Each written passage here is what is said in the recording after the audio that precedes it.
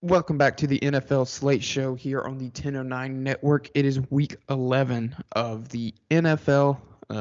Having some games switched around because of alleged 6-foot snow that would be taller than the running backs for the Bills and the Broncos, Bills and the Browns. Um, that news just came across our timeline as we were about to record the college edition of this Slate Show. But yeah, some games get moved around. Titans, Packers play tonight, and then it's just another slate. I mean, there's no crazy games this week either. I mean, Dallas and Vikings, that's a good game, but okay. Middle and late slate to rescue, kind of like college this week. You mentioned Browns Bills. That's going to be in Detroit. I think Ford Field is the name of that one. So I did just see a stadium name tweet. aside, it'll be in Detroit. I did see Yeah. a tweet in Detroit where there was a indoor carnival, so that is currently getting moved. Well, that's tough for them. Goodell always finds a way to get his way. So Yeah. I have a feeling that was a pretty quick negotiation session. But yeah, so if you took the under after it moved 6 points, hopefully we can help you with some bets at the end to help you get that back, because that game is probably going to go over now because it was at like 41 and people are still hammering the under. But of course, they moved it, and a lot of places are probably going to keep those bets going. So, Yeah. it helps to be early, but maybe not always, because, it was going to be Snowmageddon. So, probably better off moving it. It's going to be weird. Like, we had a game moved 2014, I want to say, similar situation with some winter weather. So, Didn't one get moved last year? Oh, it was Saints Packers got moved to Florida. But yeah. So there's some precedent there, as weird as it is. Yeah, games getting moved. You got a game tonight, like I mentioned. The Titans are traveling to Green Bay. I imagine that's going to be a cold-ass game with all that storm going on up there in the Great Lakes area. I got the Packers -3 and just under a 41. But I don't know what you got playing tonight. What you got? For that one, keep it simple. It worked for me last Thursday with the Falcons and Panthers. I'm going to tease the Titans. I got them +9.5, and then I got the total down to 35 and took the over. So, same game, 6-point teaser, -110 for me. That's pretty standard across the betting space. So hopefully, if you guys are interested in that, then that's available for you too. It's been bouncing 3.5 all day. I got lucky and happened to catch it at 3.5. So that's how I'm going to attack the Thursday night game for a second week in a row, and hopefully I'll stay rolling on that. Looking at Sunday, though, another super slanted kickoff quantity-wise towards early, but the quality is definitely looking to be better later on. But at 1 o'clock, we do get probably the game, the early window, one of two we're going to have a pick for. Jets-Patriots at 1 in Foxborough. The Patriots won the highly anticipated matchup at the Jets earlier this season, so Jets looking for a little bit of revenge as they jockey for, believe it or not, playoff seeding at this point in the season, heading into week 11. Who would have thought that for really either of these teams? Patriots win total was like 7.5, 8.5, so they're looking to fly over that and get a big home division win in the AFC East. Our game we'll pick later, we've been talking about already, Browns-Bills. Now with the new location, Bills still laying over a TD, but we'll probably save most of our thoughts for that one to the picks. Middle slate does have the worst game of the year, in my opinion. Raiders-Broncos. The 2-7 Raiders heading to the 3-6 Broncos, which is the equivalent of the Miami Georgia Tech game that Bailey picked last week for college football. So again, I'm going to repeat what I said last week. This game's atrocious and do not watch it. But as for comedic effect and because the rest of the games aren't that great, we are going to take a stab at it and pick it because why not? But anything stick out to you early on 1 o'clock slate? Commanders, Texans, that's blah. I think the Bears-Falcons game might be a good bad game. Yeah, highest total on the board. I think it's at 51. Yeah, Josh Jacobs, Josh Fields. Justin Fields is playing out of his mind right now with the way he's running Yeah, the ball and throwing the ball. They're starting to figure out how to use him. right. Panthers are playing the Ravens. Okay, cool. I'll have it on. You can This is a game. spread the board. Yeah. Yeah. Um, there's one game you were talking about, and I was thinking about that. I forgot what I was going to say about it.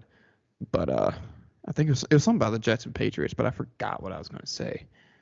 That's Eagles and fine. Colts. We looking to see if Jeff Saturday can bounce or get another win. Eagles bounce back after a tough loss to the Commanders, and then Rams, Saints, Dolphins, Giants, or Lions, Giants. Like you said, it's a slate. There are games.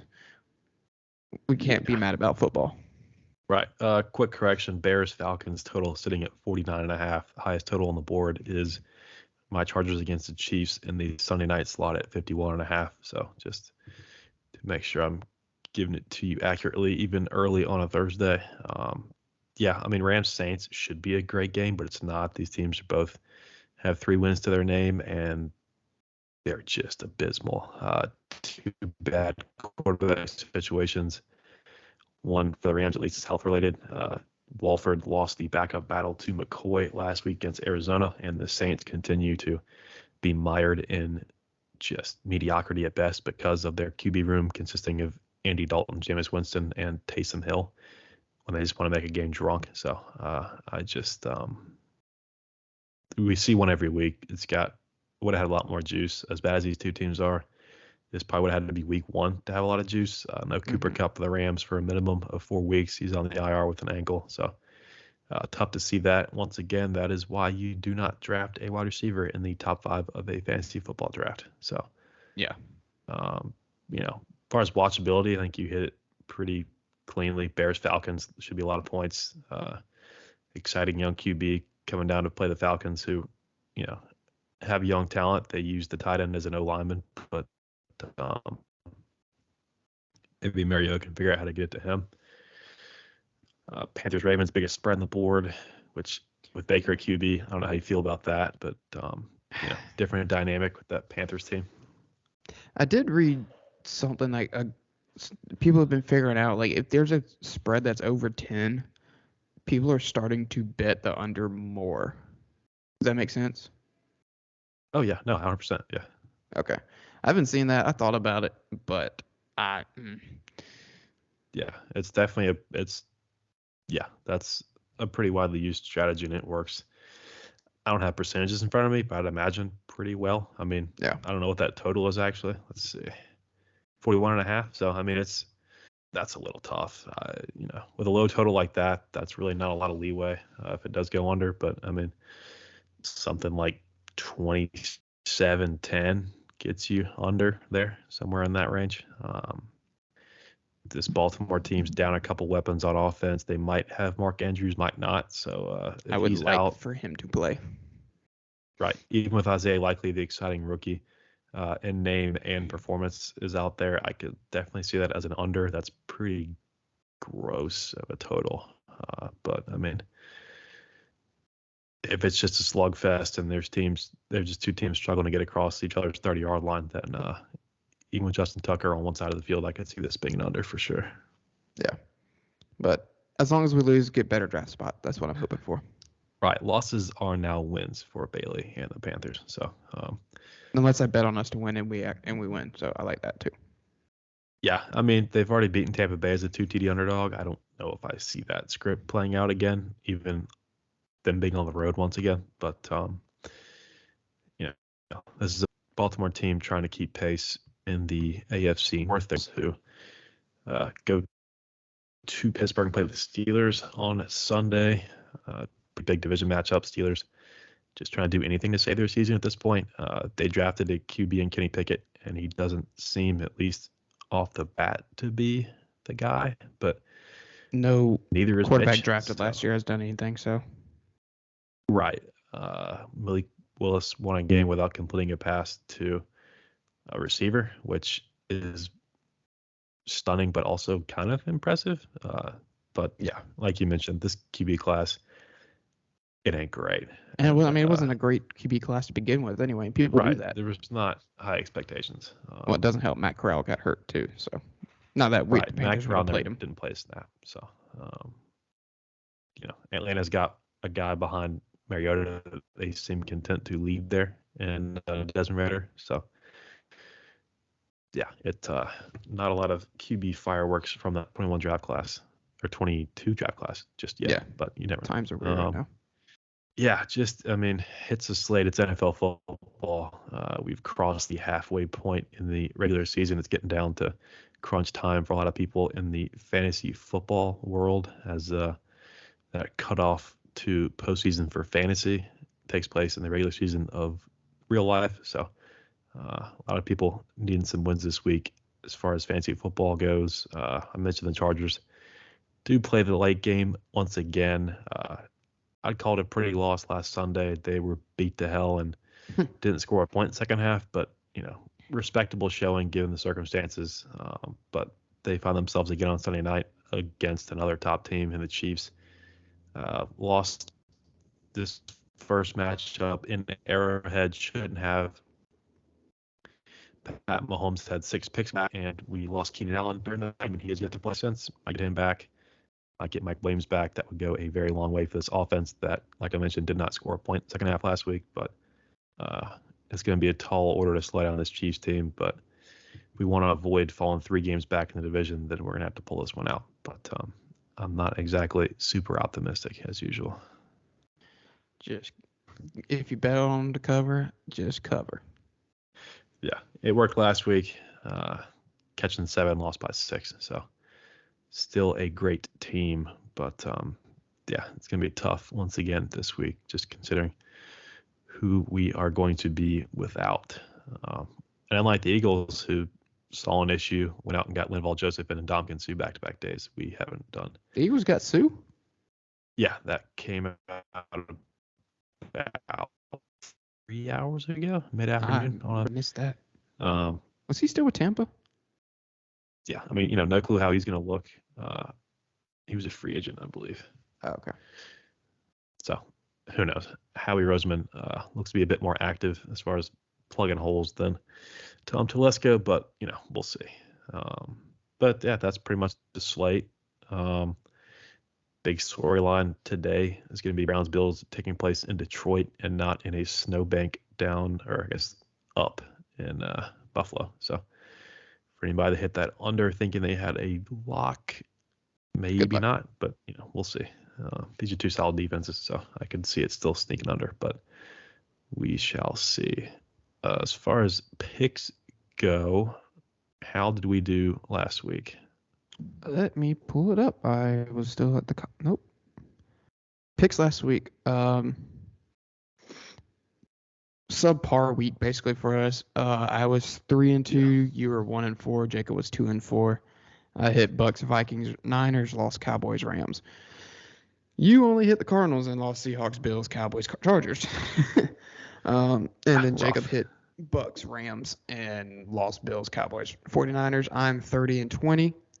Grayson is 32-18. Jacob is 23-22. Getting tied up at the top, kind of how like it is in college. So right, it's getting close. Coming down to we still got plenty of more games. We got 5 more weeks basically. So definitely a lot of room for one of us to make some ground.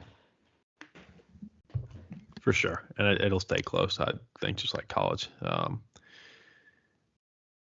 But yeah. We got 5 circled again. Bit of a struggle. There's one for comedic effect here in the middle. I think you'll realize it when I say these teams. But starting off on a serious note, starting off on the 1 o'clock slate, I mentioned probably the best game of the early slate, just on paper as we sit here early looking at these. But Jets Patriots in Foxborough. Patriots a field goal favorite. Do they sweep the season series, Bailey? I believe so. Belichick's got the Jets number. I mean, Zach Wilson has not played the greatest this year. Their defense is good. They're obviously missing Breece Hall. So give me the Patriots. Yeah. I just think it's tough to beat a team twice. And Zach Wilson, they've been winning in spite of him a lot this year. I think he had 2 picks in the first game, and that was really a big reason why they couldn't get it done at home in that first matchup. But give me the Jets. You mentioned no Brees Hall. That's huge. But, I think James Robinson's been there long enough. Him and Michael Carter can do enough on the ground. If Zach Wilson can refrain from turning it over, like he's never played football in his life, that would help me a lot with this pick. But give me the Jets to earn the split and stay second in the AFC East ahead of the Buffalo Bills because football. I hope you lose. And just before we forget, we do not have Jacob's picks yet again, but when we tweet these out at the 1009 on Twitter early on Sunday morning, we will have his picks and they'll be on Twitter. And of course, when we recap them, we'll have his results as well as ours. But moving on to the second early slate game I circled, it's now being played in Detroit, not Buffalo because of weather, like we said a couple times. But Browns, Bills, looking here for the spread, it would appear, so the totals jump back up to 48.5 from 41.5, but Bills 8.5 now favorites, not at home. I guess you can call it neutral site. Who do you think wins that one? I think the Bills are obviously the better team. I think they're going to get a bounce back win after the Vikings. Browns still got a couple more weeks till Deshaun comes in. We know how that offense is without him and with Jacoby Brissett at quarterback. So give me the Bills. Yeah. Honestly, I circled this game just because I thought the weather was going to make it interesting from a pick standpoint, especially straight up, not taking the points into account. It got moved to National College, and I did not feel the need to replace it. So this might be a bit easier with weather conditions, not trending towards impossible to deal with. But this is, I don't care where they play this game. There's no scenario where I think Jacoby Brissett beats the Buffalo Bills. I know Zach Wilson has, but I just don't see it. You mentioned Deshaun Watson. He's back at practice this week. They will go on a bye in week 12, and he will return week 13 against the Texans. So depending on that spread, we might end up picking that one as well. I know we'll talk about it on the main show to say the least, but I'm with you. Give me the Bills. This is, I don't think this is close enough to where their demons in these close games come out and wreak havoc once again. So, 2-8 one-score games. I don't suspect this will be one, and the spread reflects that. So, I'm with you on this one. Give me the Bills. Smart man. Moving to the non-serious pick of the week and the worst game in the history of the National Football League. It is the 2.11 billion, the cash poor Las Vegas Raiders that you picked to win the division. I never did anything like that. Against you and Jacob did. I'm bringing it up every week. Against Russell Wilson, the plain aerobics king, and the Denver Broncos. This game, unfortunately, is nationally televised, and there is a betting line on it. The Broncos are 3-point home favorites. Who do you think wins this one outright, though, Bailey? This was a determined nationally televised game at the beginning of the year. Let's just let that be known. I got the Broncos. It's a home game. I mean, there's not much to go off of this one. I just think the Raiders are actually that bad this year, so give me the Broncos. Yeah. I mean, this is 2-7 going to 3-6 record-wise for these two teams. I have no choice but to take the points with a better defense. You add in the elevation as an advantage as if they need another one. I don't think that really matters. But, give me the Broncos. This game is horrendous. This should be on Nickelodeon 2, if you ask me. But it's atrocious, but it's also hilarious because this is easily the worst game this week. But because there wasn't a ton as far as good on good, I decided to throw this one in there as kind of a joke. But, give me the Broncos. Moving from the worst of the week to maybe the best of the week, we get the Dallas Cowboys fresh off an embarrassing collapse against the Packers in Lambeau. They're on the road again, this time up in Minnesota, who inversely coming off a thrilling win due to collapse by the Buffalo Bills last weekend. So two teams who could not have experienced different last few minutes last Sunday. Who do you think was this one? Dallas is favored in this game somehow, right? Yes, they're a 1.5 road favorites. That doesn't make any sense to me. One, give me the Vikings. They're a better team, I believe. They got better weapons. Yeah, give me the Vikings. Yeah, I'm with you. I was hoping the spread would entice you towards the favorite, but I mean, why is this I'm Dallas dumb, team but not favored? that dumb. They just lost the first game, I think, in Cowboys history with a 2 TD lead in the fourth quarter to a Packers team that was anemic at best, coming off a 9-point offensive showing and a loss to the Lions. Uh, and all of a sudden now we're hearing whispers of flipping that switch mid-late season when the Packers are dead, to the dismay of Big Cat and Bears fans everywhere, and then they just sneak in the playoffs somehow. I think that dream train gets derailed immediately, and it happens against the Vikings at home. This team fortunate, to say the least, to come out of last weekend with a win, but Justin Jefferson, I think he's been limited in practice with a toe injury. I don't care. Trayvon Diggs will either get an interception or Justin Jefferson will have 350 yards this week. So, like you mentioned, weapons, defense, all of it. Give me the Vikings at home, who are somehow underdog. And I say that knowing that if Dallas wins, I'm like an idiot. But yeah, I see no reason to take Dallas here. So give me the Vikings. Yeah, that's just a logical bet. Last game on the slate again. It's my Chargers as a TD underdog again on Sunday night. Again. So Chiefs on the road in quotation marks because our home fans mimic that of UCLA. I don't know if we're going to tarp this one off for a sellout, but I'm sure the Chiefs fans will travel and make that happen. Chiefs laying 6 points on the road, if you can call it that, against the beat to hell Los Angeles Chargers. Who do you think wins that one? Worked for me last week. I'm going with the Chiefs. Sorry, but I mean, we see what their offense is capable of. I did just see something where N'Keal Hardman is going to be out for 4 weeks, but plug and play with that team. So give me the Chiefs. Yeah, I mean, I took the Chargers last week just because I knew I had a big lead in picks. That lead dwindled a bit from 4-2, but I'm still winning. So I, again, do not care. Give me the Chargers. I'm going to start praying now that Keenan Allen and Mike Williams play, because then at least we can stay in a shootout. D-line's really beat up. We're going to need more bodies to try and get any kind of pass rush on Mahomes to force him into some interceptions that hopefully for once actually count, because that would be nice. So give me the Chargers to stun Kermit and his TikTok legend brother and pull within one in the division. So yeah, give me the Chargers. I hope you lose, respectfully. Yeah, so that's what we got straight up on the 4 best games of the week and the latest Raiders abomination to cable television. So once again, just in case you missed it the first time, we don't have Jacob's picks yet, but we will have them on Twitter when we tweet these out pre-kickoff and then the recap on Monday. But with that being said, even on another not great slate, we do have 3 bets picked out. So start us off. Yeah.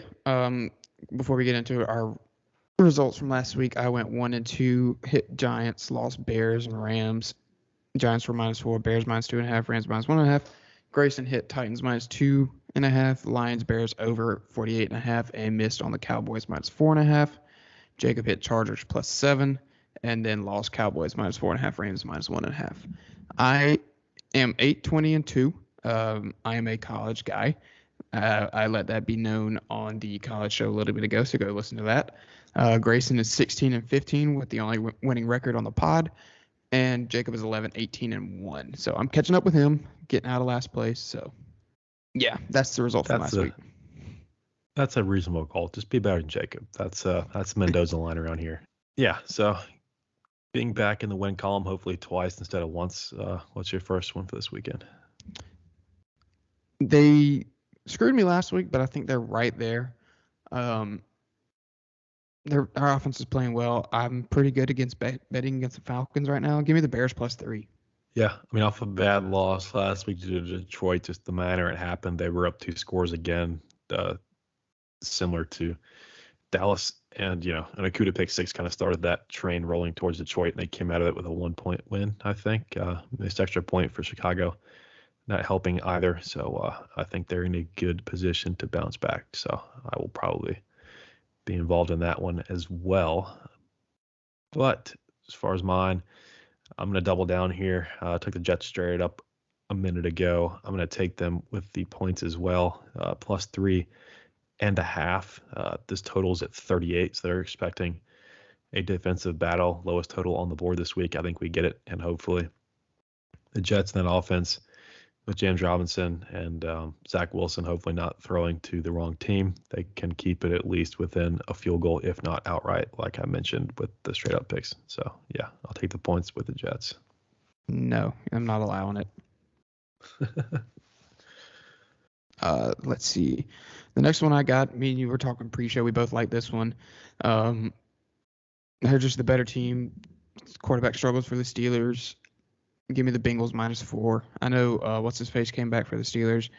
TJ Watt, he's a game wrecker. We all know that, but still, give me the Bengals -4. Yeah, TJ Watt back. I think Minka Fitzpatrick will be back in the fold as well. But I mean, if you're asking me one way or the other on that game, I have no choice but to side with the favorite.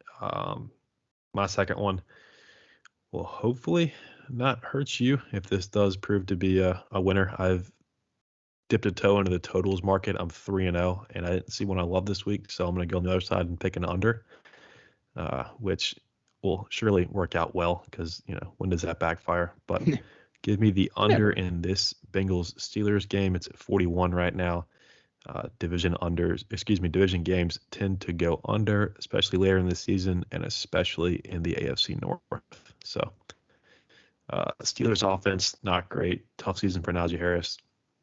This Bengals offense, still great without Jamar Chase. A team in the Southeast I won't name found that out, but I think that this Steelers defense can contain T. Higgins, Tyler Boyd, Joe Mixon, Samaje Perine if he even still exists, and this game will stay under 41. Yeah, as long as the Bengals win by more than 4. So yes. The last one I got, coming off a big win, I don't think they're going to slip up against probably the worst team in the league. Washington is going to Houston, who is 1-7-1. So give me the Commanders -3. I feel like that's just easy money. But I say that, and I'm 8-20-2. So take that with a grain of salt. Yeah, but you're proved like this Commanders team under the quarterback play of Taylor Heineke as opposed to Carson Wentz. So hopefully, like Heineke, you can burst onto the scene and keep the momentum going. I think it's been like a month since your last 0-3, so that's progress. My last one, speaking of just the better team here, they're actually at home in this one. This line screams trap, typo, mistake, but hopefully the mistake is the books and not mine because I'm going to take the Vikings. I'm personally probably going to go money line, but for the sake of the show, I'll take the 1.5 just to make it easier to tweet. Money line is dead even at the moment on late Thursday afternoon. I suspect it will move a bit between now and kickoff. So if you can get it now, I'd take it at even. I probably will. But as far as the show's concerned, I'll take the 1.5 just in case. But this is just simply, we talked about it. We picked it straight up. I realize the emotional high could not be any higher for Minnesota after last week, but I do not suspect they will need Justin Jefferson to make the catch of the millennium and then the worst snap from the half-yard line in the history of the NFL to get a win. I think this Cowboys team. Zeke injured last week. That was an interesting dynamic that didn't get brought up as much as I thought it might. I don't know what he's looking like for this week, but there's been a lot of controversy with him and Pollard in that backfield, and who's better. But they just use them differently. Give me the Vikings. They're just rolling. Picking up wins similar to TCU. I mentioned it last week. Flying under the radar. Not the most gauntlet of the schedule. We saw that with Philadelphia. Kind of catch up to them to a bit, and it might with Minnesota as well. But I will take them as a short home dog here, plus 1.5 against Dallas. I don't hate that. I would like that. I probably will bet it too, just personally. But yeah, so that's what we got for Week 11 in the NFL. Not the greatest slate in the world, but we threw in a fun game just to do it with crying Derek Carr against the Broncos. So hopefully our picks for the good games, the bad games, and even the worst games will come through for you guys if you boldly choose to tail us on these, especially betting wise. So, but yeah, that's going to do it for the duo of Slate shows for the week. We're at Twitter at the 1009, which is where you can find these picks as well as Jacob's when we are graced with them at some point, hopefully between now and Sunday. And then, yeah, we're on Apple and Spotify for our listeners, and for our viewers, we're on YouTube, the 1009 podcast, where you might hear Bailey's dad dropping a light bulb in his bathtub. Yeah. I don't know if that'll make the edit, but might just leave that in for our YouTube audience. But yeah, that's going to do it for NFL. Deuces. Subscribe.